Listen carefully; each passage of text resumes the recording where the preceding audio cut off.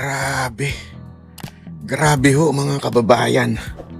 Ipakukulong daw lahat ng kumakalaban sa administrasyon na ito. Para daw talagang ma-impeach si VP Sara Duterte. By hook o by crook. Yan po ang napag-alaman ko po sa isang kaibigan at kakilala natin. Talagang gagawin daw nila lahat para ma-impeach si VP Sara Duterte. At para magawa nila yan, ipakukulong lahat. Lahat po ng papalag. Lalong-lalo na po sa Senado. Naku, grabe ho talaga mga kababayan. Hindi ko malubos maisip na ganito kaganid ang ating pamahalaan. Ganito po sila sakim sa kapangyarihan na kahit sinusuka na sila ng taong bayan, talaga nga namang hindi pa rin sila bibitaw sa pwesto. Grabe ho, alam mo. Baka sabihin ninyo, wala tayong ebidensya. Meron po tayong ebidensya. Hindi po tayo tulad ng mga bayarang loyalista, vlogger, na walang ebidensya, akusa ng akusa sa mga Duterte supporter at sa INC. Naalala ninyo? Yung namatay na vlogger nila? Anong ginawa nila? Kesyo pagbibintang ang ginawa nila na kesyo mga Duterte vloggers o Duterte supporter o di kaya ang INC daw ang pumatay doon sa kanilang kasamahan. Hindi po totoo yan. Ngayon din, malalaman ninyo, ibabalita natin dito detalyado kung ano ba ang kinasangkutan niyang vlogger na yan. Nako, at ang may ebidensya po yan, ha? Hindi po ito gawa-gawa. Ebidensya po mismo. Meron ho. Nako po, grabe ho talaga pangyayari ngayon. Ang lupit po talaga. Alam mo, marami nang ako nakakausap na talagang sinasabi nila, bakit nagkakaganito ang bayan natin? Alam mo, kahit ako po, wala akong masagot. Dahil sa totoo lang, hindi ko malubos maisip na paano nangyari yung ganitong klase. Kasi alam mo naman na ako alam ko naman na palpak itong si Marcos. Kasi kaya nga hindi ko bumoto dyan eh. Hindi ko binoto yan at kinampanya ko na wag manalo yan. Alam ko naman na may gagawa ng katarantaduhan yan. Pero hindi sa ganitong level. Kasi alam ko hindi ko ma-imagine pala yung ganitong klase ng level ng kasamaan. Aba, matindi pala talaga. Matindi po pala talaga ang ganitong klaseng etong presidente natin. Hindi, akala ko lang alam mo yun, it's another Noynoy, Ninoy, hindi pala, tama, Noynoy. Another Aquino, 'di ba? Hindi. Mas malala pa, 'di ba? Mas malala pa yung kanyang kalokohan. At hindi lamang po 'yun, talagang kasi alam mo, merong namang yan Sabi nga, 'di ba sa boxing, meron sa boxing, merong suntukan, sakitan. Normal 'yan, 'di ba? Pero meron tayong tinatawag na wag below the belt. Doon ang galing 'yun wag below the belt. Ibig sabihin, oo, sasaktan mo yung kalaban mo kasi suntukan nga boxing nga 'di ba? Patutulugin mo, ganun katindi 'yon, 'di ba? Kahit doon sa yung sa UFC ba 'yun, yung mixed martial arts, duguan, 'di ba? Pero wag below the belt. May ganung patakaran. Kaya ano ba yun? Ako, alam ko na itong si Marcos, talagang walang magagawang matino ito sa Pilipinas. Pero yung ginagawa niya ngayon, below the belt na. Meron kasing alabanan yan sa politika Yung mga oposisyon, mga nasa administrasyon, nagbabanatan yan. Kahit naman, hindi lang ito first time. Pero ngayon talagang below the belt, may pakulong na Sabi pa nga ni Cayetano, handa akong magpakulong. Huwag lang akong ipapatay. Naku po, patay tayo dyan. Di ba? Sino ba ang pinagbibintangan niya na ipakukulong siya? Si Lacson. Naku. Kasaysayan. Hindi lamang po sa kasaysayan. Ito merong issue na kailangang sagutin. Merong issue si Lacson patungkol dyan. Kung maaalala ninyo, sa history ng ating bansa, si Lacson ay, naku, ayoko na lang magsalita. Baka madamay pa tayo dyan. Hindi ko nga alam kung ito'y parinig ni Senator Alan Cayetano dito kay Lacson na sinabi niyang okay lang, handa akong makulong, wag lang ipatayin. Grabe We really have to pray for our country. Sa totoo lang, hindi ako nagbibiro. Sabi nga, sa tao, merong imposible, pero sa Diyos wala. Parang imposible na kasi yung mga nangyayari ngayon Kaya talagang ating Panginoon na lang Ngayon, sa totoo lang, iniisip ko nga yung mga nangyari kay Joel Villanueva kung bakit siya naghudas. Baka Kasi ganitong sasapatin, kanyang aabutin kung sakaling hindi siya bumaligtad, di ba? At hindi lang ho yan. Hindi lang ho si Alan Cayetano, pati si Pia Cayetano. Hindi lang ho si Pia Cayetano, pati ho si Senator Loren Legarda. Nako po, lahat na. Pati si Villar. Nako po. Ito, meron ho ito mga ebidensya. Hindi ho ito gawa-gawa lang, ha? Baka akala ninyo gawa-gawa, kwento lang. Tayo ho, ang Banateros, hindi ho katulad ng mga bayarang loyalista. Kasi yung mga bayarang loyalista na yan, yung mga vlogger nila, one, mga patay gutom kasi yan. Sa totoo lang, sa kanto lang lumaki yan. Yan o yung mga pinulot mo lang ng mga walang trabaho. Yung wala. Hindi, kasi yun walang trabaho. Tapos nakahawak ng cellphone, ayun, nag-vlog-vlog na. Tapos nung inunti-unti na silang mitingin, galing din niya si J. Guevara eh. Miniting-meeting siya ng isang anak ng senador eh. Tapos inabot-abutan na, yan na. Diyan na nagsimula yan. Hanggang naging kliyente na itong administrasyon na ito. Syempre, alam mo naman, sa kanto mo lang nakuha yan. Wala namang kaalam-alam sa politika yan. Di ba? As in, bobo naman yung mga yan eh. Meron nga isa dyan, di ba, kinikwento ko sa inyo, jowa ng dating jowa ng MG na hiniwalayan dahil ng bubugbog. Di ba? Gago yan eh. Yung ganyan sila eh, kahipokrito. Puna sila ng puna ng masama kay VP Sara Duterte, violente daw. Pero siya, nang bubugbog ng jowa. Kaya nga alam mo, pinapili ko yun. Sabi ko yung sa MG na yan eh, kasi hindi ko alam eh. Akala ko single. Kasi bawal sa amin na may jowa. Akala ko single. Tapos, nung nakita ko may mga pasapasa, sabi ko, ano nangyari sa'yo? Hindi naman ganyan katindi sayawan natin na bakit pasapasa?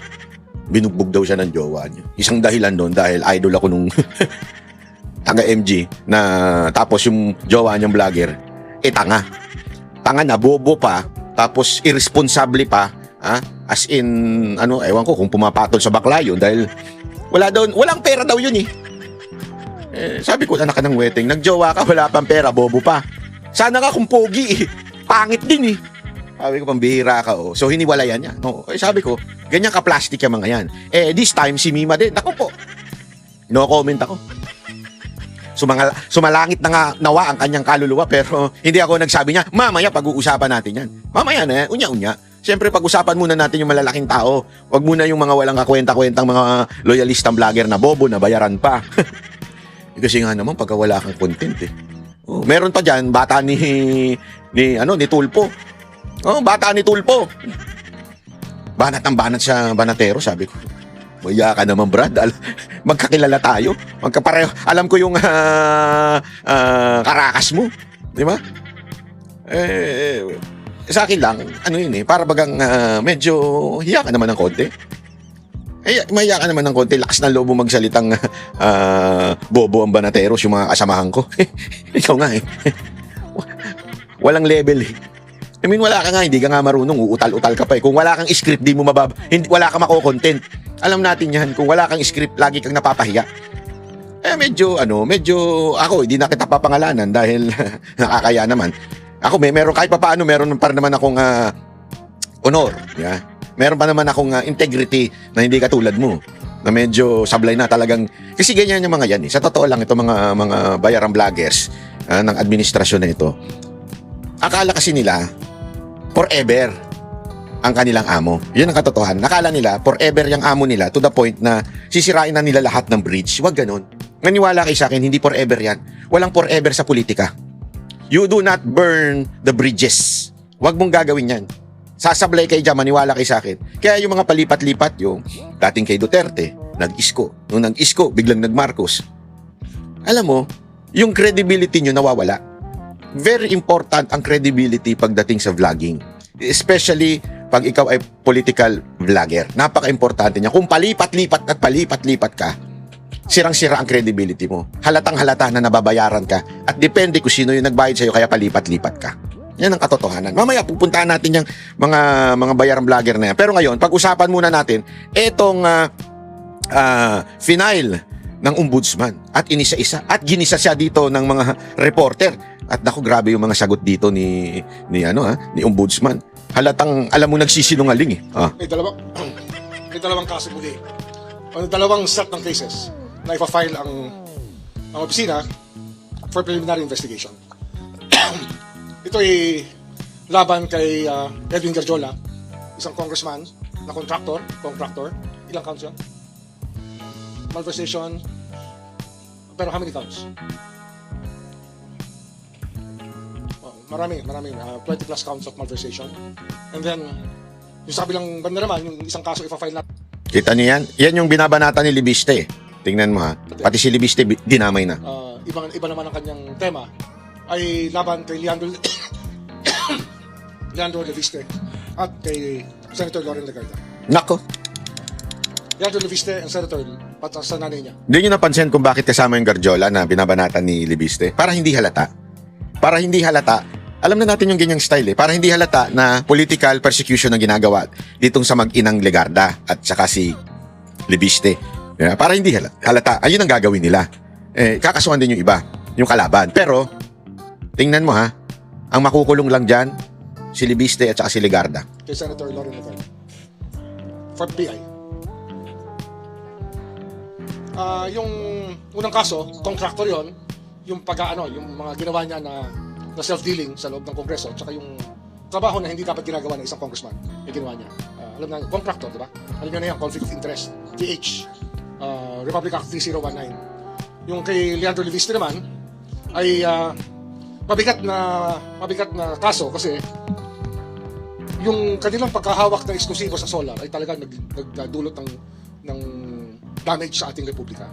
Sapagkat hindi naman sila tumupad sa kanilang dapat tuparin at hindi nila ginawa yung dapat nilang gawin at para bang basta malinaw na malinaw yung kaso na ang kanilang ginawa ay labag sa batas.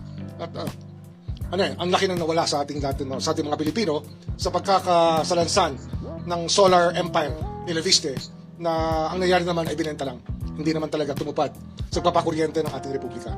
Kasi kumuha sila ng exclusive service contracts na sa buong Pilipinas na sila lang ang maaaring mag-produce at gumamit at magbenta ng solar energy na talagang taliwas naman sa batas ng Diyos. Kasi ang araw ay para sa lahat ng tao. Sila ngayon parang sila ang naging nagmamay-ari ng araw, ng power ng araw para to the detriment of to the exclusion of other Filipinos and other investors.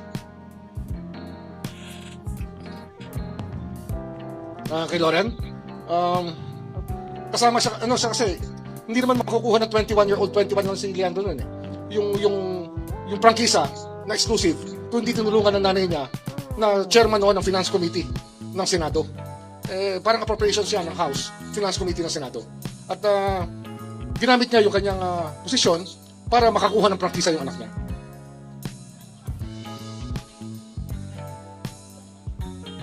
Evan Alvarez po, UNTV. Ano pong charges yung PPI po kay Senator Loren and Representative Dean? Plunder. Tapos sa 3019, 3HDI, 3E. Conflict of interest is one of them. Ombudsman, good afternoon po. Isa Umali from DCWB. What if sabihin po ni Congressman Leviste na pinupolitika siya, kaya ngayon po ay siya isa sa ilalim sa... Masusi namin pinag-aralan. Obvious ba?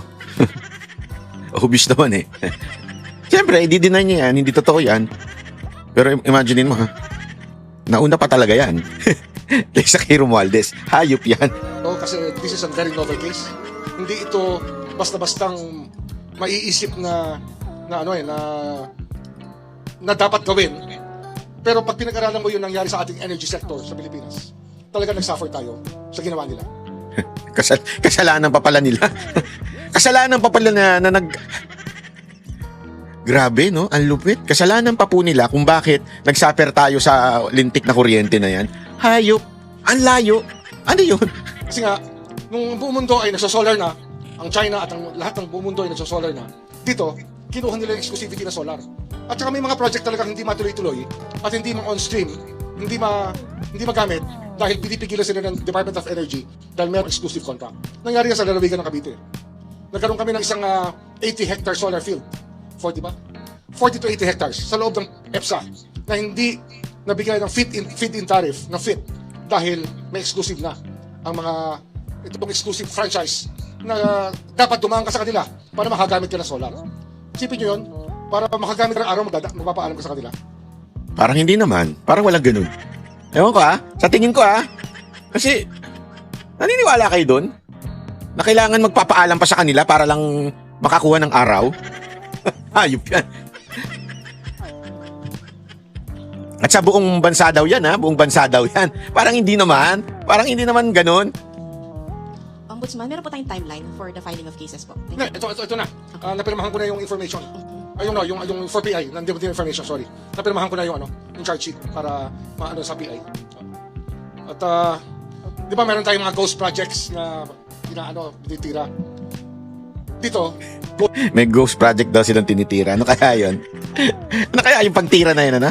Ayop, nadulas. Hindi. Huwag naman ganun ba? Ba? Iba naman siya tinitira. Ibig sabihin, binabanatan ba? Para masawata ang mga magnanakaw. O sige na nga. Ay nako, ang sabi nga nila, ang tao nahuhuli sa sariling bibig. electricity. Pangako nila magpo-produce sila ng kuryente. Pangako nila sa Philippine Energy Plan nakalimbad itong dapat production na gagawin ng solar. Pero hindi nila ginawa. Binenta lang, kumita lang ng pera, pero hindi nila ginawa.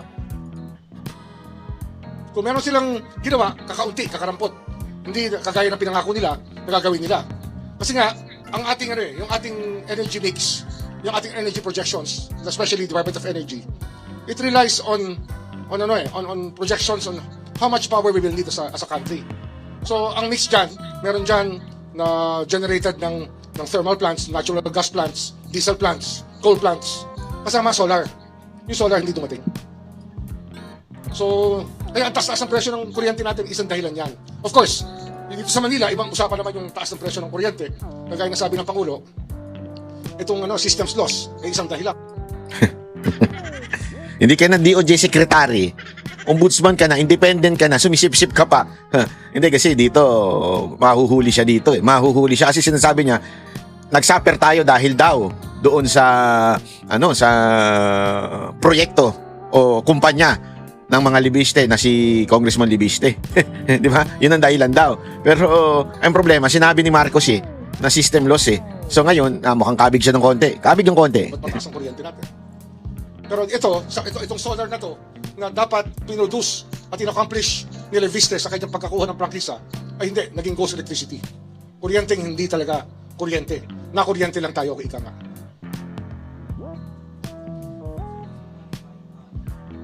Sir, Eric from Inquirer po. Just to clarify, yung plunder and graft po, both Legarda po and Leviste? Yes, both.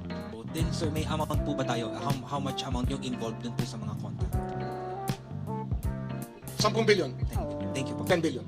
Pero bukod pa yan sa projected na damage talaga sa atin. Hindi, yung 10 billion, yun lang yung sa contract lang yan no? Pero yung nawala sa atin ay hundreds of billions sa ating mga Pilipino. Naks.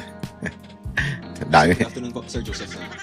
Sir, I understand si Secretary Green filed a complaint sa DOJ. How to relate it? I mean, independent ba ito sa atin? Or maybe final na si Sec Green Yan finado sa atin. So, Is it part of the Leviste investigation? Sa DOJ siya file. so sir, ito po ay Iba to. independent investigation. Ito, for government officials to, balik. Ombudsman jurisdiction to. Okay, so sir, since mag-PPI na tayo, the may findings ng plunder, so when did we start the fact-finding? Matagal na to. We started this. I gave instructions as early as November about this. Pero we started it January. Kasi nga, sa dami ng pinaprioritize ng opisina tungkol sa mga kaso, especially flood control. Yan lang po mag-ina, yung dalawa dun. Marami pa, pati si Secretary Cusi is part of it. So tatlo sir. At least, Pati si Secretary Cusi, Personalities, pero marami pa iba. So sir, ang 4PI natin, Alam naman natin sa PDP yan. Yan ang alam ko, Vice Chairman si Cusi, Chairman si PRRD, Vice Chairman si Cusi, Presidente si Baste, at nakalimutan ko na yung the rest. Pero alam natin na may katungkulan sa PDP. Talagang talagang kaliwat kanan ang gagawin talaga ng ombudsman para grabing weaponize ito. Kasi ba naman? Ikaw ba naman, Brad? Ipinasok ka dyan kahit meron kang issue. Remember, meron siyang pending case noon, biglang nawala, nag-disappear. Bawal yun maging ombudsman ka. Ibig sabihin, the president really appointed you and bended the law para lang maipasok siya dyan. Bayad utang yan dapat. Kailangan bayaran ng utang. Secretary Cusi. bigyan mo na sir. Al Cusi.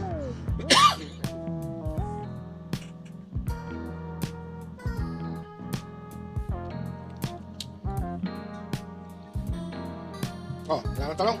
Okay na. Wala na.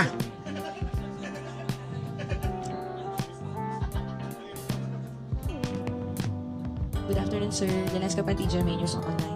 Sir, update lang po dun sa obstruction of justice complaint filed against Senators Cayetano and Robin Padilla. I understand nag-file ng counter affidavit si Senator Cayetano. Yes. How about Senator In-acknowledge Padilla? namin yan. In fact, sinulatan ko si Senator Padilla tungkol dito. Kasi nga, nagkaroon ng problema sa opisina mismo. Yung ating procedure dito is Pansinin nyo to ha. Dito kayabang itong tao na to, hindi man lang sabihin na nag-apologize sila kay Robin. Kasi remember, merong nilabas na kesyo hindi daw nagsumiti si Robin. Yung pala ang problema doon mismo sa opisina ng ombudsman. So, kung ikaw ay maayos na tao, sana man lang nagsabi ka na nag-apologize kami. Kaya lang, ayaw mong maano yan eh. Ayaw mong magamit as a headline sa mga balita na nag-apologize kayo o nag-sorry kayo kay Robin. Kaya tinan nyo, iniiwasan niya yung salitang apologize o sorry. Ang ngayon talagang sinasabi niya, nag-usap na kami ni Robin, nag-usap na kami. Di ba? Eh sigurado ako, dahil katangahan nyo yan, dyan sa opisina ninyo, dapat mag-sorry kayo. Eh hindi eh, kasi puno ng yabang tong mamang to eh. contained in an office order sa rules ng ombudsman ay hindi sinunod yung naglalag. Kaya under investigation ngayon yung naglalag ng communications. Kasalanan daw nung naglalag. Hindi niya saluhin, ano? Hindi, para sa akin ha, kung ikaw ay talagang leader ng isang departamento, sana man lang sinabi mo na in behalf of our office, we apologize for that misunderstanding. Ganun na lang eh. Hindi eh. Parang, hindi, kasalanan nung nandun sa records eh. Ha? Iniimbestigahan na nga namin eh. Yan pa yung ano niya ha? Kaya I wrote Senator Padilla explaining nga na yung aming procedure na bawat communication ay dapat malag muna bago ma-filled out ay hindi sinunod ng isang personal natin dito. Tama siya. Kaya sumulat na ako sa kanya para ipaliwanag ito pangyayari ito. Tama siya. O mali kayo. Saan po nagkaroon ng problema? Tama siya, mali kayo. Is it appropriate to say, sorry? Mali Dito po yung sa file? receiving Okay. namin, sa receiving kasi namin dito sa Central Records, meron siyang ilalag dapat ang bawat communication. Dapat yan, nasa isang tingin mo sa computer, alam mo kung kailan dumating yung bawat dokumento. Ito, hindi nila nilag, hindi nila kagad sa division na nag-investigate obstruction of justice. O, di kasalanan nyo nga. Sa Central Records. Kasi, ginawa namin ito para walang parking. Ang sistema dito, kasi maraming nagrereklamo na may parking daw dito sa Office of the Ombudsman. Ang ginawa namin dito, ang bawat communication ngayon, kinakailangan malag kagad. So, sa araw na to, alam namin kung anong dumating at kung anong status makikita namin ang bawat dokumento. Dito, hindi niya nirecord. Din-direction niya. That's a grave offense when it comes to an office like the Ombudsman's Office. O, di mag-sorry ka. Disciplinary investigation ito. Sir, given Grabe. that hiccup, nag-file na po ba si Senator Padilla ng counter affidavit? Yes, the file Nag-file siya. na The file siya. Sabi siguro nito. Resolution. Ba't paulit-ulit? Pag paulit-ulit, napapahiya na ako eh. Na nagkamali kami. We will see.